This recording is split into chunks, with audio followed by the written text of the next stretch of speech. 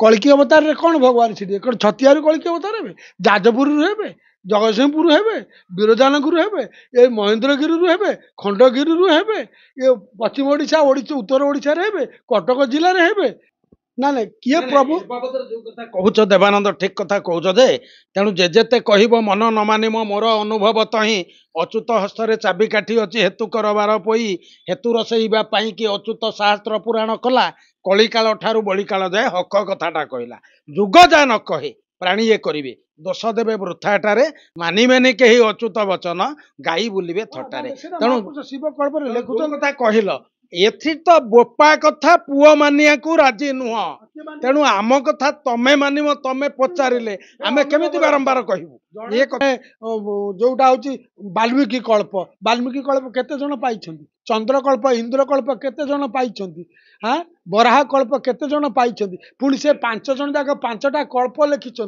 5 तत्व लिखिं 5 प्रकार गीता लिखिं 5 प्रकार तत्व भी अनुसरण कर ये 5 जन जाक देवी अच्युत जहाँ लिखिं 5 जन विषय लिखिं ये 5 जनकर मीमांसा भजन कहवा सुजने शुण सिद्धांत विचार कमल देशर पर पंचकला सार ये पंचसखा माने 5 जन मिलित भी रचना कर 5 भाई एकाठी थे एमती किमती एकाठी थे आर प्रमाण अनादि रासरे ये जदु दास थे 24 गोपाल भितर ध्यान कुदरू से जितेबले अच्युतानंद माने अनादि रास करेंगे बोली कहले से कौ स्थान बाछिबा से बाछि जोटा कि कंसारी कूद खईरा केते खंड ज्ञानी हो कंसारी कूदे जे अनादि रास कंसारी कूदे करवा पंचसखा माने सबू जाइए निमंत्रित होते रामदास जाई समिति की निमंत्रण अनादि रास होता से ये ध्यान कूद पीठरे जदुदास ध्यान कूदरू आसिले जदुदास नीलगिरी कूद ठारे होइले प्रवेश तेणु जदुदास ये थे अच्युतानंदकर जड़े शिष्य ये रोते यहाँ अच्युतानंदकर परंपरा नईले अच्युतानंद निजे लिखिं ये गुप्त वृंदावन ध्यान कूदे मिलू पुओ लिखुंट ए क्षेत्र अच्युत मान रामदास लिखुंट यहाँ सिद्ध भूमि भरत दास लिखुंट ध्यान कूदे पुणी कुंड बलदारे करिलु पुरी रणी ध्यान कूदे अच्युतानंद रहिले यहीठिका लोक भी जानी ना यहीठिका लोक भी एवं अवगत सत्य कहला जी भाई आमर मुझे यहीठिका लोक दीपतल भी अंधार अच्छी किए कौ थे माति सन्ती क्या से समय को आम स्वागत करुँ मातंतु एमती केते गले रही रही स्वासन पंचसखा पीठ ना तेणु 5 जनकर मिलन साधना रामदास लिखिं भरदास लिखिं अच्युतर पुओ ब्रज गदाधर लिखिं शिशुअनंत लिखिं बलराम दास रासगाला पंचम अध्याय लिखिं अनादि रासर अच्छी गोलख रासरे ध्यान कूदर कली शेष भगवान ये आसी रास हम ये कली शेष गोलख रास देखु आप ध्यान कूद कथा लिखाई 15टा रासरे लिखाई कौन साधारण लोक जानिले ध्यान कूद को समस्ते बुझी ना तेणु ये गोटे गुप्त क्षेत्र नीला क्षेत्र ये कल्की नीला करेंगे आम कहूँ से कल्की आम भितर अच्छा कि ये जगतसिंहपुर अच्छा कल्की जिते अवतार हे महेन्द्रगिरी की ध्यान कूद को आसवे माने गुप्त वृंदावन ध्यान कूदे मिलू ध्यान कूद ठारे निश्चय कल्की नीला हम कल्की नीला हम यार प्रमाण भी जगन्नाथ ये विराजित कर प्रभु कौन निजे मेलचे संहार करेंगे प्रभु निजे तांकर शक्ति महाशक्ति अच्छी सी जहाँ चाहिए ता करें आपण रामायण महाभारत विभिन्न प्रकार दिव्य अस्त्र जानिछ जे भगवान पाखे केते दिव्य अस्त्र अच्छी से चाहिला मात्र के कौन सी कौन प्रयोग करेंगे से कथबार्ता ना से स्वतंत्र से जहाँ चाहिए ता करें सर्वसंपदर अधिकारी सर्व ऐश्वर्य अधिकारी सर्वमय सर्वंतिकर सष्टा द्रष्टा भगवान कल्की तेणु कल्की अवतार को एत छोटिया मन हालुकार नवा उचित नुह एवं पिंड ब्रह्मांड तत्व ऋषिमुनि मान गुंफार भी भगवान आत्मा को देखिपुं तेणु कल्की अवतार को नहीं आलोचना पर्यालोचना करा जाए आसे ना कि आज पर्यंत एवं जिते आलोचना से आलोचना आम नहीं पारूना कारण प्रकृत तथ्य एपर्यंत प्रकाश है प्रकृत सत्य तत्व तथ्यर प्रकाश हवा समय निकट हो आसला बोधे बोधे से बोधे आमे आज एठी किछि कथा रखीचु का उद्देश्य नुह क्या समालोचना करने नुह कौ साधु को निंदा करने नुह कि क्या संप्रदाय वृत्ति किए वृत्तिर अच्छी क्या नुह समस्त के आम ईश्वर बोली नमस्कार करुचु ओडिशार साधु सन्त तो छाड़ू साधारण जनता सिंहरु दशीपक कीटरु ब्रह्म चंडालु ब्राह्मण आमे समस्त की नमस्कार आमे किए कि ମୁଁ ସର୍ବସ୍ୱ ନୁହଁ, ସିଏ ଭଗବାନ ବଡ଼। କିଏ କେତେ ନିନ୍ଦା ଗାଳି କରିବେ କଳି ଯୁଗରେ କରନ୍ତୁ, କିଏ କେତେ ଅଚ୍ୟୁତାନନ୍ଦ ଭଳି ମହାପୁରୁଷଙ୍କୁ ଦୁର୍ଜନ ଲୋକଙ୍କୁ ଡରେଇ କହିଲେ। ତେଣୁ ମହାପୁରୁଷ ମାନେ ଆସିଥିଲେ କେତେ ପରୀକ୍ଷା ନିରୀକ୍ଷାରେ ସେ ଉତ୍ପନ୍ନ ହେଇଥିଲେ, ସେଥିରେ କ'ଣ ଅଛି। ତେଣୁ କଳ୍କି ଅବତାର ବାବା ତାଙ୍କ ଇଚ୍ଛାରେ ତ ଗୋଟେ ପତ୍ର ବି ହଲେନି, କିନ୍ତୁ ଆମେ ତାଙ୍କର ଆଲୋଚନା କରୁଛେ, କ'ଣ ନିଶ୍ଚୟ ତାଙ୍କର ଏମିତି କିଛି ଇଚ୍ଛା ଅଛି ତାଙ୍କ ଯେ ଇଚ୍ଛା ନଥିଲା ଆମେ କାହିଁ ତାଙ୍କ କଥା କହନ୍ତୁ। ଆଜି ତମେ ଆସିବ ବୋଲି ମୁଁ ଆଉ ଘଣ୍ଟାଏ ଆଗରୁ ଜାଣିନଥିଲି। ମତେ କିଏ କହିଦେବ ସର୍ବଜ୍ଞ, ମୁଁ ମାନିବାକୁ ଚାହେଁନି। ମୁଁ ଜାଣିନଥିଲି ଆଜି ଦେବାନନ୍ଦ ଏଠି ଆସିବ। ମୁଁ ନାଁଟା ମନେ ପଡୁନି, ନେମାଳ ବାବା। ଆଜି ମୋ ଭାଇ ଜଣେ ମୋର ଆସିବେ, ପହଞ୍ଚିବେ। ସିଏ ହଠାତ୍ ଫୋନ୍ କରି ପହଞ୍ଚିଲେ, ତାଙ୍କ ସାଙ୍ଗେ ସାଙ୍ଗେ ଦେବାନନ୍ଦ ପହଞ୍ଚିଲା। ମୋତେ ଅନେକ ଭକ୍ତ ବି କହିଲେ ଆପଣ କୋଉଠି ମତ ଦିଅନ୍ତୁ ନା, ଲୋକମାନେ ବୁଝୁନାହାନ୍ତି, ତାକୁ ଆଡୁ ସାଡୁ ଦଉଛି। ମୁଁ କହିଲି ସିଏ ନ ବୁଝି ପାରୁଛନ୍ତି, ମୁଁ ତ ଏଇଠି ବଇଛି, ମୋ ପାଖକୁ ଆସୁନାହାନ୍ତି ବୁଝିବାକୁ। ମତ କାହିଁ ଦଉଛନ୍ତି, ସିଧା ମୋ ପାଖରେ ପହଞ୍ଚି ବୁଝୁନାହାନ୍ତି। ଯଦି କାହାର ଥିବ, ଏବେ ବିଜ୍ଞାନ ଯୁଗ ନା, କ'ଣ ତ୍ରୁଟି ରହିଲେ ବିଜ୍ଞାନ ଜାଣିପାରିବ ନା। ତେଣୁ ଆମେ ବିଜ୍ଞାନ ଯୁଗରେ ଅଜ୍ଞାନରେ ନା, ଆମେ ବିଜ୍ଞାନକୁ ବି ମାନୁଛୁ, ଜ୍ଞାନକୁ ମାନୁଛୁ। ଅନେକ ଲୋକ କହିଲେ ସେ ଅମକ ସମକ ମତ ହେଲାଣି, କିଏ ମାନୁନାହାନ୍ତି, କିଛି ଲୋକ ଠାକୁରଙ୍କୁ ଗ୍ରହଣ କରୁନାହାନ୍ତି। ନ କରନ୍ତୁ। ଏମିତି ସତ୍ୟ ତେତେୟା ଦ୍ୱାପରରେ ବି ନାସ୍ତିକ ଥିଲେ। ରାବଣ ବି ମାନୁନଥିଲା ରାମକୁ, କୃଷ୍ଣ ବି କଂସ ବି ମାନୁନଥିଲା କୃଷ୍ଣକୁ। ହେଇଛି ନା ନାହିଁ? କିନ୍ତୁ ମହାଜ୍ଞାନୀ ଥିଲା କଂସ, ରାବଣ। ଏହା ସତ୍ୟ ମଧ୍ୟ ସେ ତାଙ୍କର ଅହଂ ବ୍ରହ୍ମସି, ମୁଁ ବଡ଼ ବୋଲି କହିକି ଭଗବାନଙ୍କୁ ବି ସେ ମାନୁନଥିଲେ। ହେଲେ ଭଗବାନ ତାଙ୍କର ଦେଖେଇଛନ୍ତି ନା ନାହିଁ ସେ ଯୁଗରେ ନୀଳା। ତେଣୁ ଭଗବାନଙ୍କ ନୀଳା ନିଶ୍ଚିତ ଅଛି। ରାମ ନୀଳା ଅଛି, କୃଷ୍ଣ ନୀଳା। କଳିକି ରାମ ଯାହା କହୁଥିଲେ ପଶୁ ରାମ, କଳିକି ରାମ ସେ ଗୋଟିଏ ଶକ୍ତି ଆଣିବେ, ତାଙ୍କଠାରୁ ରାମ ହେବେ କଳକି ରାମ। ତେଣୁ ସିଏ ଚିରଞ୍ଜୀବୀ ଅଛନ୍ତି, ସିଏ ଯିବେ ଆସିବେ। ଆଉ ସେଇଠି ଯୋଉମାନେ ଭାବୁଛନ୍ତି ସେଇଠି ପରଶୁରାମ ଅଛନ୍ତି, ସେଇଠି କଳିକି ନାହିଁ। ଓଡ଼ିଶାର କୋଉ ଜିଲ୍ଲାରେ କିଛି ନାହିଁ, ସବୁ ଜିଲ୍ଲାରେ ଭକ୍ତ ଅଛନ୍ତି କମ ବେଶୀ। ସେ ସବୁ ଭକ୍ତ ସାଧୁ ସନ୍ଥ ଅଛନ୍ତି, କିନ୍ତୁ ପ୍ରଭୁ ସ୍ୱୟଂ ଉତ୍ପନ୍ନ ହେଲେ ଆମେ ତ ସବୁ ଯାଇ ତାଙ୍କ ପାଖରେ ସରେଣ୍ଡର କରିବୁ, ଜୟ ଜଗନ୍ନାଥ, କେହି ଆଉ ତାଙ୍କୁ ନ ମାନିବେ କେହି। ତେଣୁ ବାବା ସଂକ୍ଷେପରେ ଖାଲି ପଦେ କଥା କହିବେ, ଖାଲି ସଂକ୍ଷେପରେ କହିବେ ଯେ ପ୍ରଭୁ କୋଉ ଜିଲ୍ଲାରେ ଜନ୍ମ ହେବେ। ନା, ସେ ମତ ଦବା ଏତେ ସହଜ ନୁହଁ। କିନ୍ତୁ ଆମେ ସବୁ ଜିଲ୍ଲାକୁ ନାଇଁ ବାବା, ଆମେ ସବୁ ଜିଲ୍ଲାକୁ ବି କହିବାନି। ଆଉ ଆମ ଓଡ଼ିଶାରେ ହିଁ ପ୍ରଭୁ ଜନ୍ମ ହେବେ। ଓଡ଼ିଶାରେ ପ୍ରଭୁ କଳ୍କିଙ୍କର ଅବତାରକୁ ନେଇ ଯାଜପୁର କଥା ବହୁ ଶାସ୍ତ୍ରରେ ପ୍ରମାଣ ଦେଉଛି। ଆମେ ଏପର୍ଯ୍ୟନ୍ତ ସେ କେତେ ସତ କେତେ ମିଛ ସେ କଥା କିଛି ଜାଗାରେ ମଧ୍ୟ ଯାଜପୁର ଲେଖା ହଉଛି, କିନ୍ତୁ ସେଇ ଯାଜପୁରକୁ ନେଇ ଲୋକ ଭିନ୍ନ ଭିନ୍ନ ମତ। ପଚାରିଲ ଦେବାନନ୍ଦ, ଠିକ କଥା ପଚାରିଲ ଯେ ମହାପୁରୁଷ ଅଚ୍ୟୁତାନନ୍ଦ ନିୟମ କରିକିନି କହିଛନ୍ତି, କହିଲେ ରାମରେ ଯେଣେ ଇଚ୍ଛା ତେଣେ ବୁଲିଯିବୁ, ରାମ ନିୟମ ଭାଙ୍ଗିବୁ ନାହିଁ। ନିୟମ ଭାଙ୍ଗିଲେ ଜାଣ ବ୍ରଜ ସୁତ, ତିନି ପୁରେ ଠାବ ନାହିଁ। ତେଣୁ ପୁଣି ମଧ୍ୟ କହିଲେ ଆମର ଯାହା ବାବା କହୁଥିଲେ ଯେ ଗୁପତ କଥାକୁ ଧନ କରିଲେ ପ୍ରକାଶ, ମହିମାକୁ ନିନ୍ଦା ହେବ ଶୁଣ ରାମଦାସ। ତେଣୁ ଜଣା ନାହିଁ କାହିଁକି, ଜଣା ଅଛି। ସିଏ ବି ଜାଣିଛନ୍ତି, କିଛି ଲୋକ ଜାଣିଛନ୍ତି, ଜାଣିଲେ କହିପାରିବେ ନାହିଁ। କାହିଁକି ନା ଯୋଉଗୁଡ଼ାକ ଚାବି ଦିଆହେଇଛି, ଯଦି କେହି ଜାଣିବା କଥା ସେମାନେ ଆସି ପହଞ୍ଚିଲେ, ଏ ପୀଠରେ ପହଞ୍ଚନ୍ତୁ ବାବା ଅର୍କିତ ଦାସଙ୍କ ପାଖରେ, କିମ୍ବା ନେମାଳରେ ପହଞ୍ଚୁ, ମୋ ସହିତ ସାକ୍ଷାତ ହୁଅନ୍ତୁ, କଳ୍କି ଅବତାର ଉପରେ ଆଲୋଚନା ହବ। ତିଳେ ମାତ୍ର ସନ୍ଦେହ ନାହିଁ, ଯାହା ଦରକାର ତାହା ପ୍ରକାଶ ହବ। ତେଣୁ ଭାଙ୍ଗିଲେ କିଏ ନ ଜାଣିବ? ଦଳେଇ ଘାଇଟା ଭାଙ୍ଗିବ, ଜିଲ୍ଲାର ଲୋକ ଜାଣିପାରିବେନି, ଓଡ଼ିଶା ଲୋକ ଜାଣିପାରିବେନି। ଏରେ ଟିକେ ଘଟଣା ହେଲେ ମିଡିଆରେ ହାଇଲାଇଟ୍ ହଉଛି। ତେଣୁ ଯୋଉ କଳ୍କି ହଉଛନ୍ତି, ମୁଁ କହୁଛି, ମୁଁ କାହାକୁ କହୁନାହିଁ, ସିଏ କ'ଣ ନୂଆ, ସେ ବା ପ୍ରକାଶ ହେଇଯିବ। ଗୋଟେ ଆଲୋକ ଯେତେବେଳେ ଜଳିବ, ତାକୁ ଲୁଚେଇବ କିଏ? ତେଣୁ ଗୁପ୍ତ ମାନେ ଅର୍ଥ କ'ଣ ନା, ଏ କଥା ଗୁଡ଼ିକ ଗୁପ୍ତ ରଖିଥିବୁ, ଠିକ ଯେତେବେଳେ ସେଇ କଥା ହବ ସେତେବେଳେ କହିବୁ। ଠିକ ବଚନ ସତ୍ୟ, ୟାକୁ ଠକ ନ ମଣ ଅଚ୍ୟୁତ। ଠିକରେ ଆରତ କହିଗଲେ ସତ୍ୟ, ଯେତିବ ଦେଖିବ ରହି। ସୀତା ଠାକୁରାଣୀ ଅସତ୍ୟ ହୋଇବେ, ପର୍ବତେ ଫୁଟିବ କହି, ଅଚ୍ୟୁତ ବଚନ ତିଳେ ନ ଟଳିବ, ପାଷାଣର ଗାର ହେଇ। ପୂର୍ବ ଭାନୁ ବା ପଶ୍ଚିମେ ଯିବ, ଅଚ୍ୟୁତ ବଚନ ଚ୍ୟୁତ ନଇବ। ଅମୃତ ମାନେ ଅମୃତ ଭକ୍ଷି ଯାଇପାରେ ପ୍ରାଣ, ଅଚ୍ୟୁତ ବଚନ ନୋହିବା ଆନ।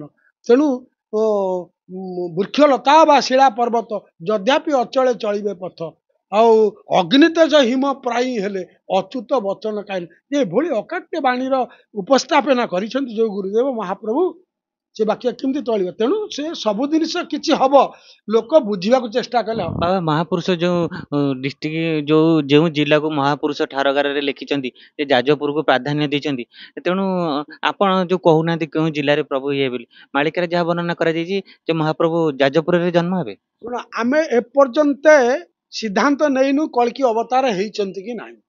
ବାବା, ଯାଜପୁରରେ ମାଳିକାରେ ଲେଖା ଅଛି ନା? ନା, ମାଳିକା ଆମର ବହୁବିଧି ଶାସ୍ତ୍ରୀୟ ଅନୁଯାୟୀ ଯାଜପୁର ଯୋଉ ଶବ୍ଦ କହିଛନ୍ତି, ଯାଜନଗର, ଯାଜପୁର, ହରିହର କ୍ଷେତ୍ର, ବିରଜା ନଗର, ଏଇ ଯୋଉ ଯାଜପୁର କଥା କହିଛନ୍ତି, ଠିକଣା କଥା କହିଛନ୍ତି। ଯୋଉ କଥା ଦେବାନନ୍ଦ ପଚାରିଲ, ବାରମ୍ବାର ରିପିଟ କରୁଛ, ରିମୁଭ କରୁଛ। ଆମର ବାବା ଅରକ୍ଷିତ ଦାସ ଟିକେ ହଡବଡ ହେଇଯାଉଛନ୍ତି। ଏଠି କଥା ହଉଛି କଣ, ଯାଜପୁର ଗୋଟାଏ ନୁହଁ, କାହାକୁ ଇଣ୍ଡିକେସନ କରି କହିହବନି। ଏମିତି ଅନେକ ଯାଜପୁର ଅଛି। ତେଣୁ ତାକୁ ମହାପୁରୁଷ କହିଲେ ପାଦ ଯାଜପୁର କଟିଜେ କଟକ, ହୃଦୟ ଭୁବନେଶ୍ୱର, ମସ୍ତିଷ୍କ ଗୋଟିକ ନୀଳାଞ୍ଚଳ ଅଟେ, ଶୁଣରେ ବ୍ରଜ କୁମର। ତେଣୁ ସିଏ ପିଣ୍ଡରେ ହେବେ କି ବ୍ରହ୍ମାଣ୍ଡରେ ହେବେ। ତେଣୁ ଏ ତତ୍ତ୍ୱ ସ୍ୱତନ୍ତ୍ରବାଦ କଥା, କଳ୍କି ଅବତାର ଲୀଳା କଥା। ତେଣୁ ତାକୁ ଆସିଲେ ସାକ୍ଷାତରେ ଆଉ ଗୋଟେ କଥା ବାବା ଯ ପିଣ୍ଡରେ ବି ଆସନ୍ତୁ, ଯିଏ ପିଣ୍ଡରେ ତାଙ୍କୁ ଦେଖୁଛୁ, ଆମେ ତ ମନା କରୁନୁ। ଯଦି ପିଣ୍ଡରେ ଦେଖୁଛନ୍ତି ଦେଖନ୍ତୁ, କିନ୍ତୁ ଆମେ ପିଣ୍ଡରେ ଦେଖିବୁ, ବ୍ରହ୍ମାଣ୍ଡରେ ଦେଖିବୁ। ମୋର ମତ, ଆମେ ପିଣ୍ଡରେ ଦେଖିବୁ ଏବଂ ବ୍ରହ୍ମାଣ୍ଡରେ ଦେଖିବୁ, ଅନ୍ତରରେ ଦେଖିବୁ, ବାହାରେ ଦେଖିବୁ। ଜଗତକର୍ତ୍ତା ଲୁଚି ରହିବେ ନାହିଁ। ଆଉ ଯୋଉ ଯାଜପୁର କହିଲେ, ମୁଁ କାହିଁ କହୁଛି ନା, ଯାଜପୁର ନା କୋଉ ଯାଜପୁର କହିବା କଥା ନୁହେଁ। ବିରଜା କ୍ଷେତ୍ର ହଉଛି ଗୋଟେ ପ୍ରାଚୀନ ଯାଜପୁର। ସେ କ୍ଷେତ୍ରରେ କଳ୍କି ଅବତାର ହେବେ କି ନ ହେବେ, ଯେ ସମ୍ବଳ ନଗର, ଯାଜନଗର, ଜାନୁନଗର, ବିରଜା କ୍ଷେତ୍ର, ଏସବୁ ଶବ୍ଦ ଗୁଡାକ ଲେଖୁଛନ୍ତି।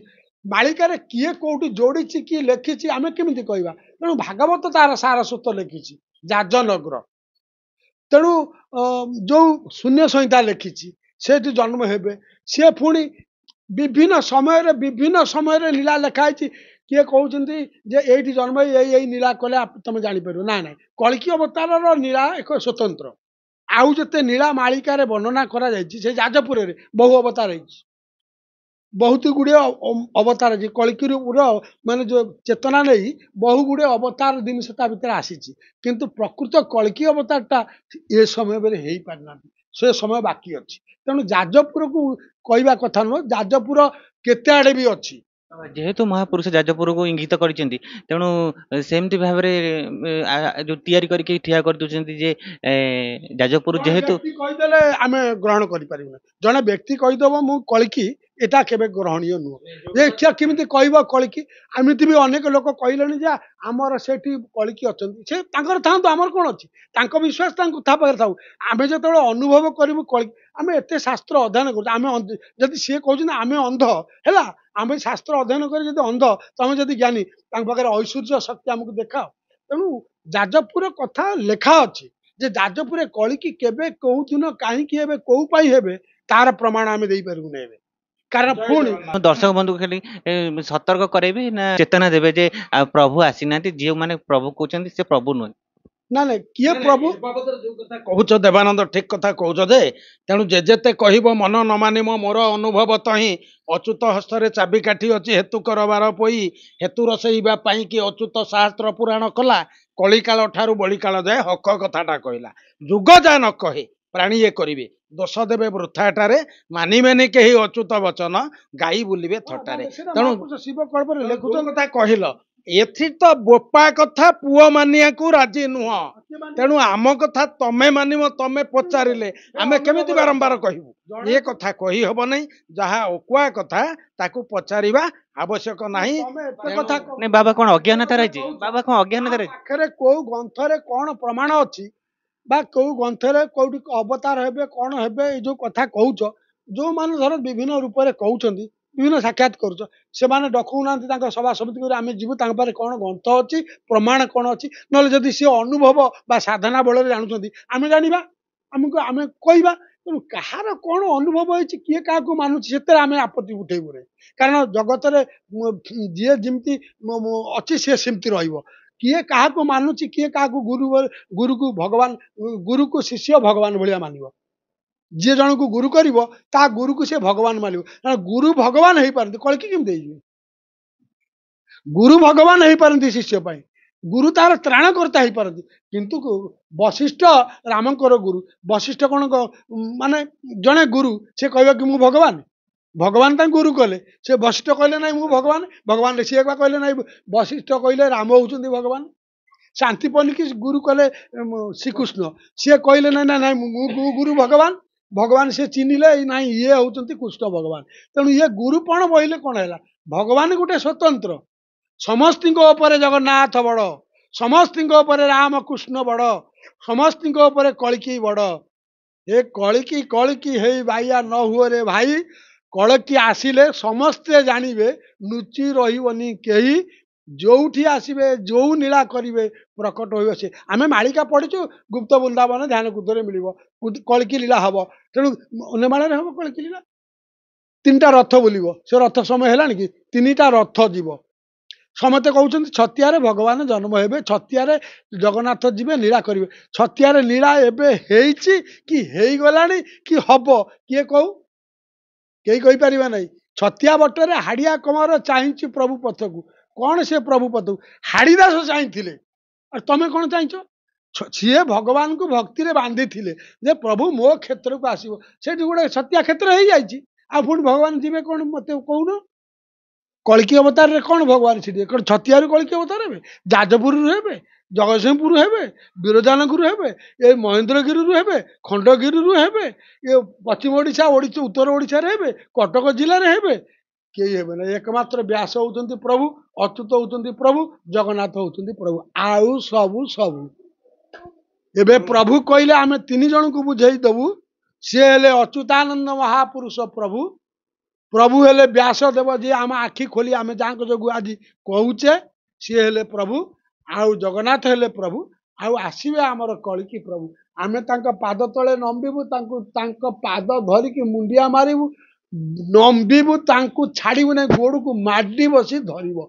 अरिकी दास दृढ़ भाव रे बहिछि कलिकी आसिले ता गोड़ को धरिबो तेणु ये काई का को डरिबो तेणु मु कथा बंचै कहबार कारण होउछि आमे कार अप्रिय होबा चाहू नै किए कौन करुच्ची आमर भी समालोचना ना आम बहुत कथा देखी सारे बहु लोग बहुत कमेंट भी कले बहुत प्रकार मत भी देले दिंतु आम ए जहाँ कौच आप पाख आसुना शास्त्र ग्रंथ देखुना तेणु कलिकी अवतार को नहीं विवाद न करवा उचित एवं किए क्या गुरु बोली मानु आमर जाए आसे ना दीक्षा शिक्षा माता गुरु पिता गुरु विद्या गुरु ज्ञान गुरु तत्व गुरु अनेक प्रकार गुरु अच्छा अनेक शिक्षा भी अच्छी किंतु कलिकी एक भगवान अवतार गुरु अंगे देखी हेबनी गुरु गंगे कलिकी अनुभव कर किंतु कलिकी एक स्वतंत्र आउ ताको ज्ञान विज्ञान कोना से